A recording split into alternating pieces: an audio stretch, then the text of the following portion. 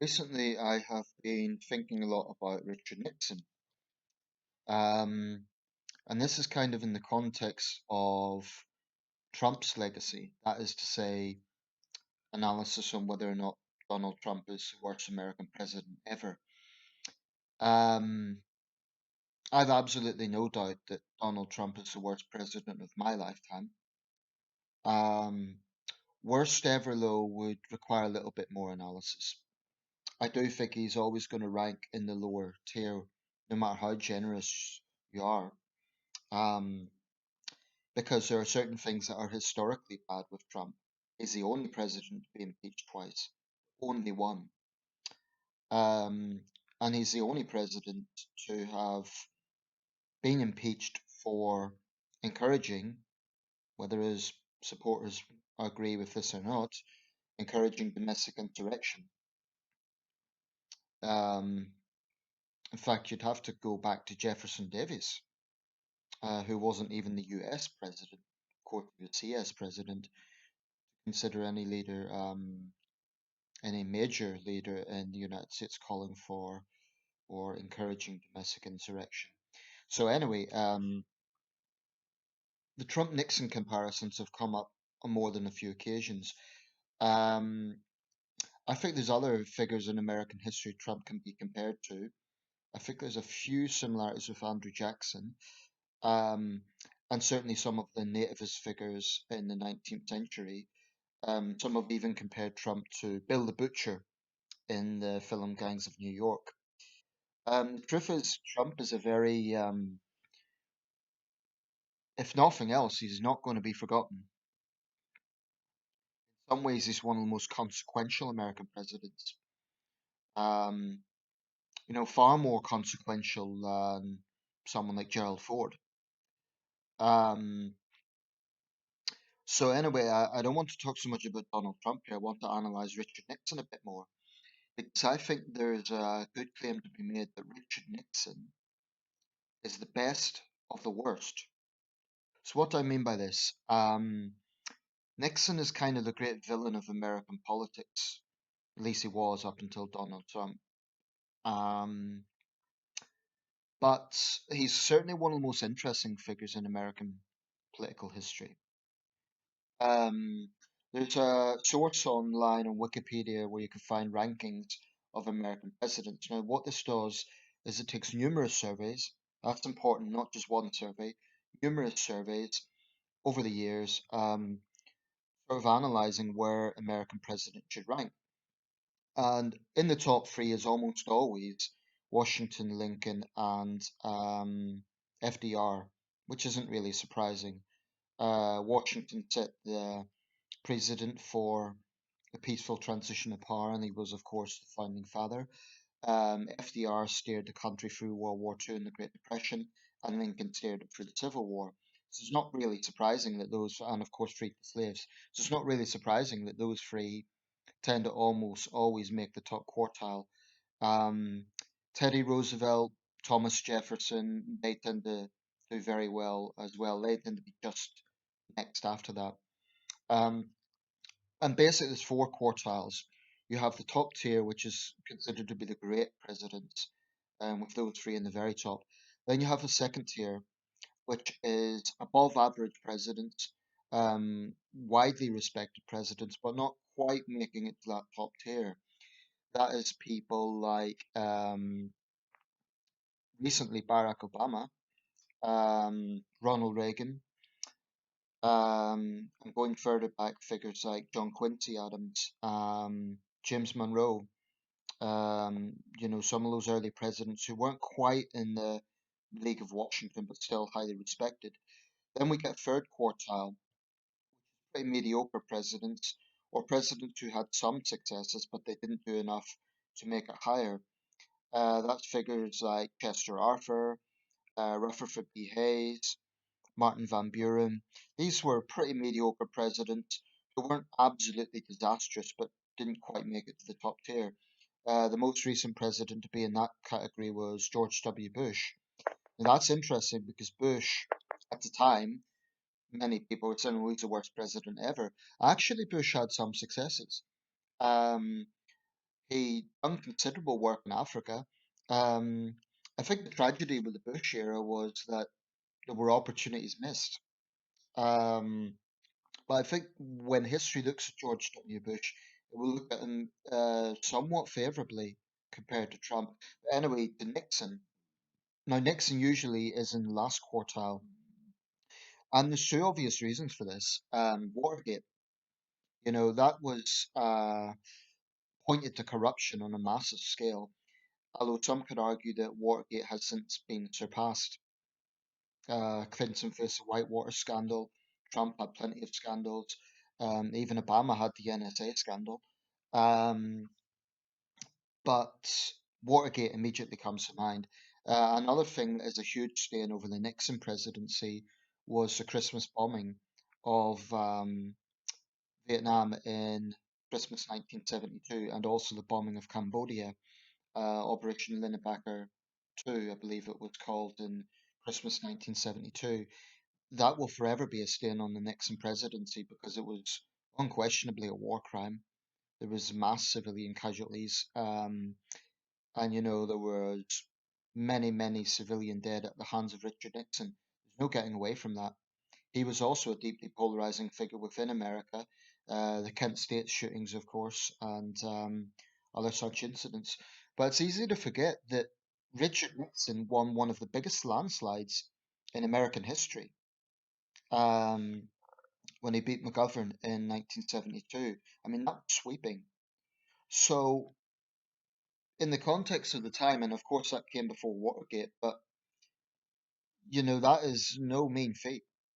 I think only a couple of other presidents can claim that. Roosevelt done it a few times, Reagan did, but there's not many presidents who sweep the board like that. And I don't think it's because McGovern was an awful candidate. McGovern was quite popular, particularly with young people, but Nixon clearly had political prowess.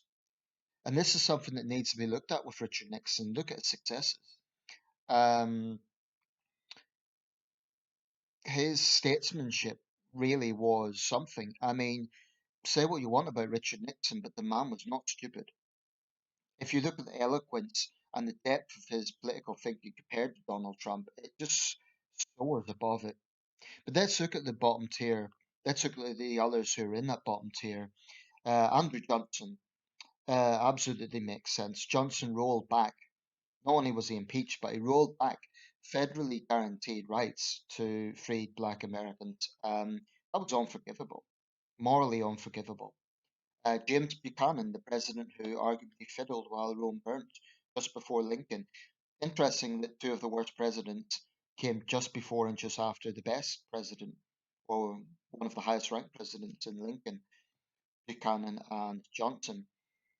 Ulysses S. Grant was historically rated very low because of the corruption of his administration, but history might treat Grant a bit kinder because Grant, in contrast to Andrew Johnson, had quite a positive record on rights for freed African Americans and guaranteeing those rights, or at least pushing for those rights. Um, he was also, of course, a widely respected war hero. Um, Looking at some of the others at the very bottom quartile, I'm just looking here directly off the article. If we look at some of the others, the most recent poll was the Siena poll of 2018. I don't know if Siena is a university or what, but others, John Tyler, Millard Fillmore, William Henry Harrison, and maybe is a little bit unfair because he was only in office for like 31 days. So I don't think it's really fair to include him. Warren G. Harding ranked very low, although he was personally quite popular simply because of the corruption of his administration. Trump is below Warren G. Harding. So in the most recent poll, only James Buchanan and Andrew Johnson are ranked worse than Trump. And that's saying something for a president who's just left office. Now, like I said in the video I made about this before, um, maybe history will be kinder to Trump.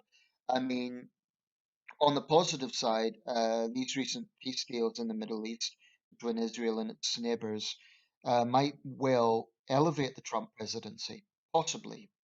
But I think when we look at the domestic record, it's going to be very hard to see another president who will promote domestic insurrection and who was impeached twice. I really don't think that's going to be surpassed. Now, I don't think it would be fair to blame all the COVID deaths on Trump, but I do think his administration handled it appallingly bad. Um, he did not take it seriously from the start, and 400,000 deaths. That's a record. I mean, Trump didn't cause coronavirus, but I think his administration's handling of it will definitely go down badly. Um, on Nixon's watch, the Vietnam War did end. There were thousands of unnecessary dead on his watch. You know, rather than an immediate end to the war, there were thousands more dead. Um, but it is interesting that subsequent presidents, particularly Bill Clinton, obviously respected Nixon enough to consult him on foreign policy. In fact, I've got an article of Time magazine from 1994, shortly after he died. The cover, The Last Will and Testament of Richard Nixon.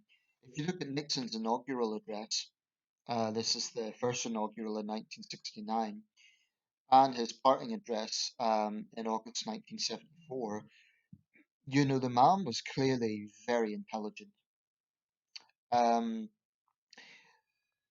and a word about Stone's film. Oliver Stone's unquestionably a gifted director. I think in the three presidential films he made, JFK, Nixon, and W, they're very emotionally manipulative. If you look at the style of those films, now Stone is quick to say that some of it is dramatized for artistic purpose, so he does make that disclaimer.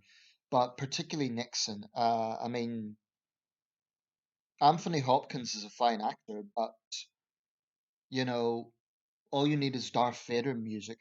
And more recent example of that is Vice about Dick Cheney. I think that's very similar. I mean, again, Christian Bale's a great actor, but I feel Vice was extremely biased. I mean, it was a strange film, and it pretty much made out Cheney to be the Antichrist. Um, these are overt simplifications of history. With Nixon, it's a little bit more balanced, perhaps a little bit, but I felt that a lot of it was done in a very, even the lighting and the filmography, casting dark shadows over the White House and this sort of thing, is very manipulative. Um, on Nixon's statesmanship, let's look at, for example, the visit to China. Nixon, of course, said that he could do that because he'd always been a fierce anti-communist, so he couldn't be accused of being a communist puppet because his whole life he'd been fiercely anti-communist, including some controversial positions like the prosecution of Alger Hiss. Um, but this is an interesting question. Was that actually the right thing to do? I mean, Mao was the biggest mass murderer, arguably, of the 20th century. He was a tyrant of epic proportions. But one could argue Nixon's visit to China in 1972 eventually led the way to the opening up of China in 1978, which happened under the Carter administration. I'm not sure if Jimmy Carter met Deng Xiaoping. Possibly he did, but it was under Deng Xiaoping's administration, of course, that China opened up.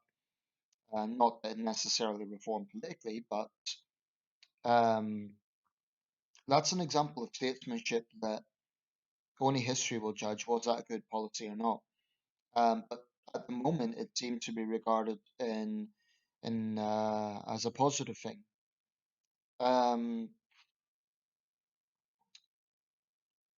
but with Richard Nixon, there's another example on a personal basis when he met the student demonstrators at the was it I think it was the Lincoln Steps in 1970. Now, say what you want, but that took some leadership. I mean, bear in mind Nixon was despised by the students, understandably so, after Kent State. So for him to directly go there and speak to them, he might still have been dead wrong, but can you ever see Trump doing that? No, Trump would just scream fake news. And so Nixon's just a very interesting case study of how a very, very gifted man can be so plagued by legacy. Actually, there might be some similarities between Richard Nixon and Tony Blair. I'm not talking about style here, totally different style. Tony Blair didn't have late night drinking sessions, and I don't think Blair was paranoid. I think Blair was a much more stable figure. But similarities in the sense that both men were very, very politically astute. Both men were electorally very successful. Both men engaged in very controversial wars. Nixon in Southeast Asia, Blair in Iraq. And both men were plagued by those facts. So today, remains a deeply controversial figure in the UK. Nixon remains a deeply controversial figure in the United States. Um, Although I should say Blair tends to rank higher in prime ministerial studies than Nixon does in presidential studies. Um, Probably one prime minister that has some similarities to Nixon is Gordon Brown, in the sense rocky relationship with the media and some personal, um, let's say, shortcomings. Yeah, Brown, very intelligent man, but rocky relationship with the media and yeah, um, a connection problem in a sense, which I think Nixon also had. Um, but anyway, it's just interesting. I think if you see the Stone film, it will very much preach to the converted who think that Nixon was just the terrible villain that history tends to portray him as. At the time, it was controversial. Certainly, Nixon insiders, as you would expect, were very critical of it. The Walt Disney Company, for some reason, was critical of it. Um, and of course, JFK portrayed Kennedy as the great visionary, the great young idealist, and so on. In JFK, of course, he's not actually directly portrayed. It's all about the assassination. The problem with JFK, and I'll just say this briefly since I mentioned Oliver Stone, is that some of it is just plain incorrect. And that's important when you're dealing with a film that deals with such a controversial historical event and conspiracy theories. Some of the claims that Stone made in that film are just factually wrong. I watched a documentary by, I think it was either ITV or Channel 4 in about 2004. Some of the basic details Stone got wrong, for example, the positioning of the president and Governor Connolly in the car, that's important in terms of the direction of the bullets. Also, the portrayal of both Clay Shaw and Garrison himself. In the film, Garrison's seen as very much a heroic figure, a sort of uh, man of values who bravely stood up against the establishment. There's many who say that William Garrison, I forget the guy's first name, but Garrison was actually quite an unpleasant figure, a bully, who kind of intimidated people. Who knows? Who knows? But I would just say, to anyone who takes Oliver Stone films as gospel, he's a very clever filmmaker, but he unquestionably has his own political ideology. And another big thing, I could easily have made a video here about Oliver Stone, so I'll just close with this. Oliver Stone's whole filmography is about transparency and about accountability of power. That's really what it taps into. Yet this is a man who has increasingly pandered to Putin's Russia. So I consider Stone a bit of a hypocrite, a very gifted filmmaker, but very gifted at using emotional manipulation, and also personally a bit of a hypocrite in terms of his pandering to Putin's Russia. Is Stone ever going to make a film on what happens to dissidents in Russia? No, he won't. And I think that raises valid questions. Anyway, it's an interesting thing. It could well be that 50 years from now, Donald Trump will be held in very high regard. I doubt it. I doubt it.